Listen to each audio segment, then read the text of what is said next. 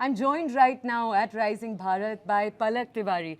Palak, first tell me, we'll start off with a broad question. What has it been like to be here? You were on stage right now. What was that discussion like? Tell me a little bit, then I'll take more questions. I think my adrenaline was really high. You know, I think this is the first time I've done something like this. You know, it was a sit-down panel and it was all, it looked really serious and people were sitting in front of me with suits. Taking in every word. And so I was a bit, because I think I'm a bit eccentric in the way that I speak. You know, I have absolutely no filter. So sometimes I do worry about being rather informal in the way that I talk. But I think it's refreshing.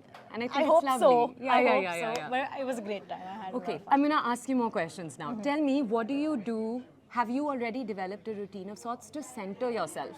Do you know what I mean? Before a big day, big shoot, big film, is there something that you go to? Whatever it is, a ritual for yourself, a person you speak to?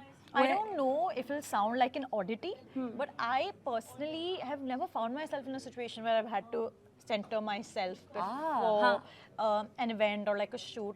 I think my mood is better. I mean, I think that's a sign that, you know, like something that I'm looking forward to because my mood gets better.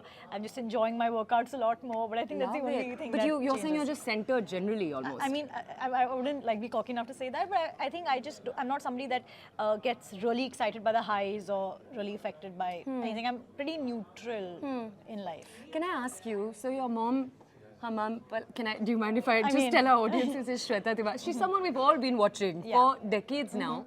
Tell me something, is there any slice of advice she's given you that was surprising to you? So, you know, most mothers will tell their daughters, beta, work hard.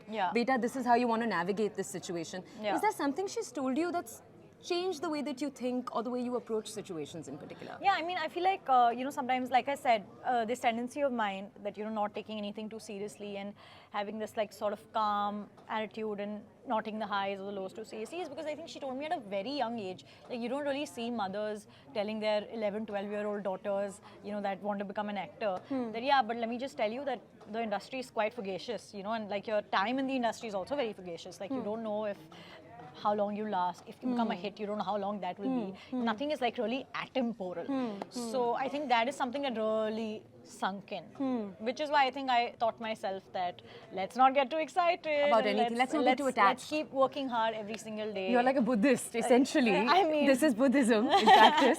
Can I ask you one last question? I can tell from the words that you're using in our interview that you're either a reader and a prolific reader, or you're watching a lot of movies because some of the vocabulary you're using.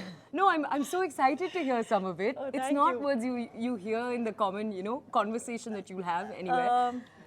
Thank you. I love that compliment. It's true. Always. It's always great to hear. But no, actually, I'm not a reader at all. It's one of the few things that really disappoints my mother about me. But I just cannot pick a book for the life of me. At least there are a few things. And act interested. But I think I've always been very interested in language in general.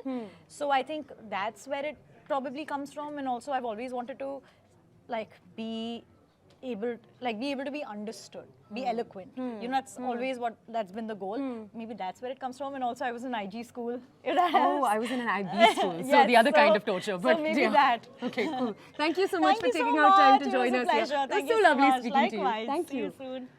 Mike?